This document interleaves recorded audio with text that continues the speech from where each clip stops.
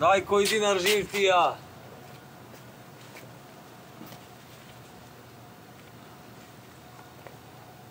Jesi ti pso jedno? Molim?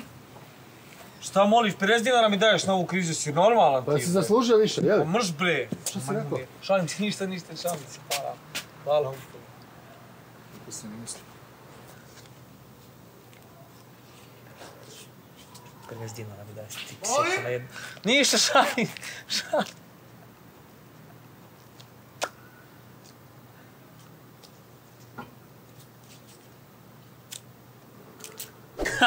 Ne lupaj, brate, uopšte neće biti tako što lupaš.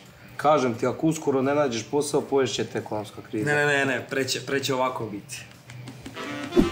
I onda sam mu rekao, slušaj ovamo, moja dama zaslužuje najbolje. Znači, samo pravi dijamant. Baš sam srećnica što sam se udala za tebe.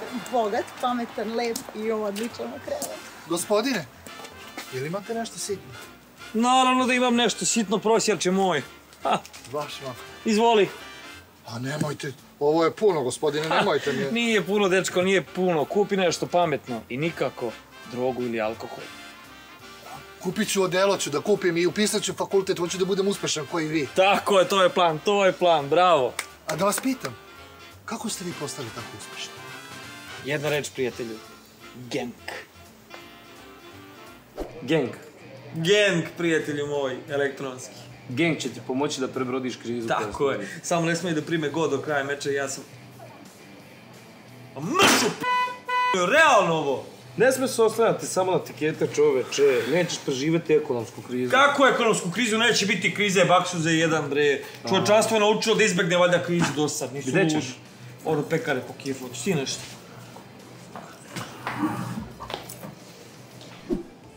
Koliko je kifla?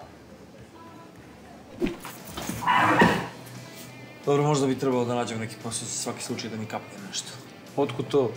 Nebitno, otkud mislim da bi trebalo da nađemo, možda si u pravu. Gde ti kifla? Pojeo sam. Šta želiš? Znaš šta želiš? Keks. Da radiš. Aha, da radim. Nemam pojma, mislim li više o tome. Tipa... Pilot! Pilot da budem, to želim da radim. Sine, stewardese. Kapica ona dobra. Imam dobru platu, mogu da proputujem cijel svet. Ne. Mogu da... Treba da nađeš da radiš nešto što umeš da radiš. Koje su tvoje sposobnosti? Sposobnosti... Nemaš ih, ja ću ti reći, ja znam. Tek za jedno 15 godina ćeš se opametiti i krenuti da učiš. Do tada treba da ti nađemo neki posao koji zahteva minimalne sposobnosti. A to je...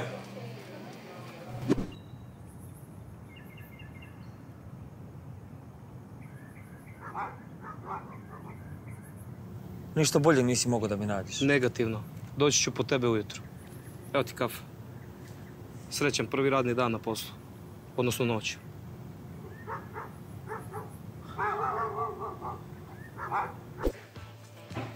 Ti si fascinantno, ali fascinantno ljudsko biće. Prvi dan na poslu i tebi obiju skladište koje čuvaš. Rekao sam ti, ne znam ni kad, ni kako su ušli čoveče. Bre, nije se ništa ni čulo, ni videlo. Garant akcija neka spremana godinama unazad.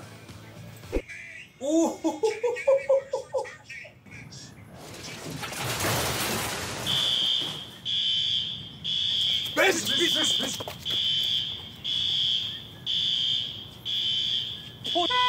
Mamu, daj koš. Zakuni se da nisi gledao utakmicu Eurobasketa. Kunem se, majke mi.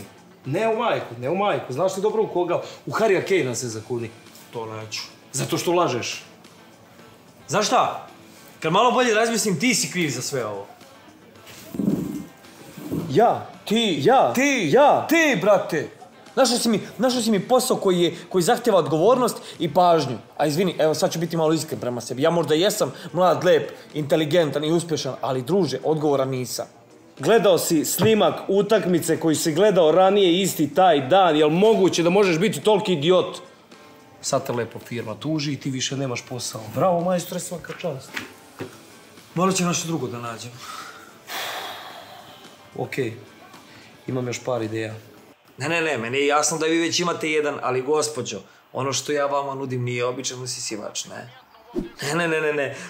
Pomoću ovog mog možete da polirate, da glancate, da čistite, da ribate, da politizirate vaše zidove, plafone, traperije, podove, parkete, plakate, plakare, sve to, da, možete da ubijete grinje, da ubijate bube i što je najvažnije, pet friendly. Ne znate što to znači, ne, prepostavio sam. To znači da uopšte neće smetati vašem kućnom ljubimcu ukoliko ga imate i možete da ga dresirate čak pomoću njega. Da, nevjerovatno znam, da. Stvarno? Divno. U redu, ukoliko se odlučite za instant kupovinu, dobit ćete 20% popusta na moje ime. Da li je to okej? Okej. Da, prepostavio sam da jeste okej. Sjajno, recite mi na koju adresu samo da pošaljem paket. Dobro. Evo ovako, paket možete očekivati za 6 do 9 radnih dana na vašoj adresi, a ono što vi treba da uradite je da uplatite polovinu novca na račun 768. Jel zapisujete? Aha, dobro. Jel može? Račun 768. Znate šta? Upravo sam saznao da postoji mogućnost da dobijete dodatni popust od čak 40% ukoliko uplatite 30% iznosa na Mozart nalogu Papi Batina 666. Kraj izveštaja. Da li si ti normalan?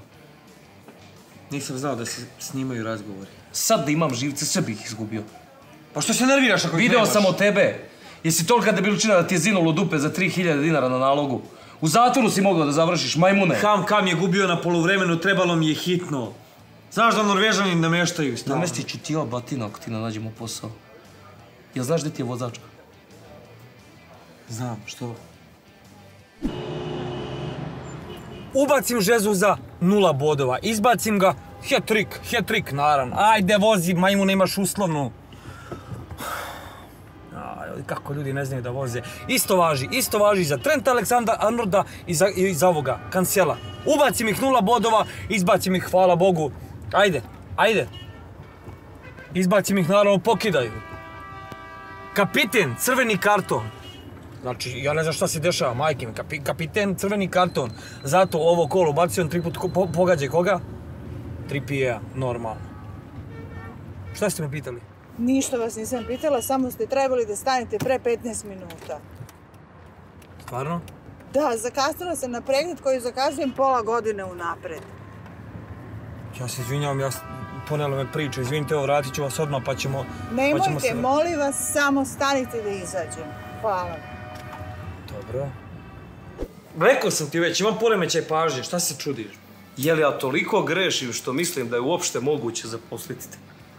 Ne, ali vidi, grešiš u načinu na koji mi tražiš posao. Ne nalazi se tako posao ovdje. Nego kako?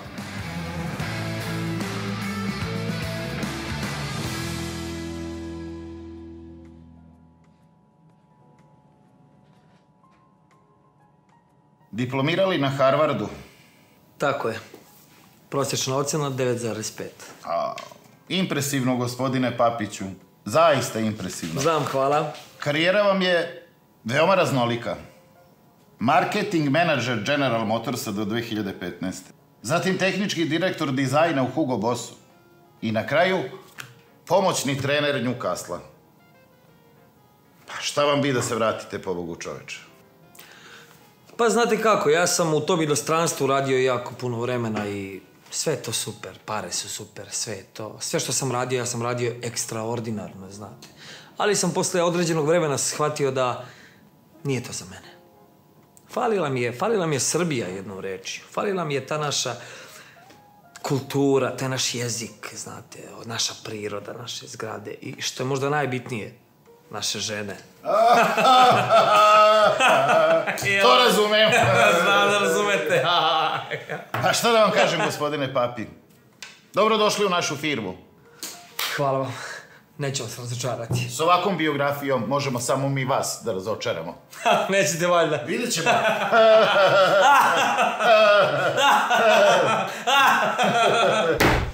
Čekaj, jel me zezaš? Ne. Dobio si posao generalnog direktora firme.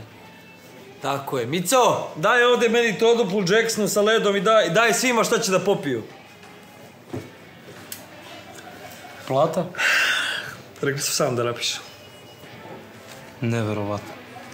A opet se dešava. Rekao ti ja, laganjem se ovdje može daleko dogurati. I kad krećeš na posao direktore? Nikad. Šta nikad? Kako nikad? Tako lepo nikad. Ne razumijem. Šta da razumeš, odbio sam. Odbio si posao koji tražimo kroz celu epizodu. Kakvu epizodu? Pa mislim ovu životnu epizodu. A, životno. Da, odbio sam. Zašto čoveče, pobogu?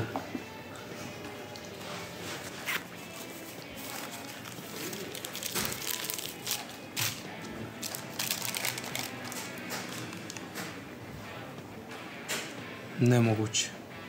Sve došlo prvo 3+. Sve do jedne. Kako? Na svakom poslu koji smo probali do sad sam izabrao po jedan par za ovaj vikend. 3.268.593 dinara. Dobri moj terminaroše, što znači da zahvaljujući mom dobrom prijatelju Mozartu, i to ne mislim na ovog ovdje lika što je čudno obučen, nego mislim na Mozart kladionicu. Papi može da troši u narednih 10 godina 100 evra dnevno. Ovoga nema u mojoj memoriji. Što dalje znači da papir ne treba nikakav posao koji zahtjeva ovu šugavu kravatu u narednih 10 godina. Što znači da smo opasno izmenili kontinuum prostor, vreme i ugrozili moje postojanje. To znači da smo opasno izmenili kontinuum... Čekaj, šta?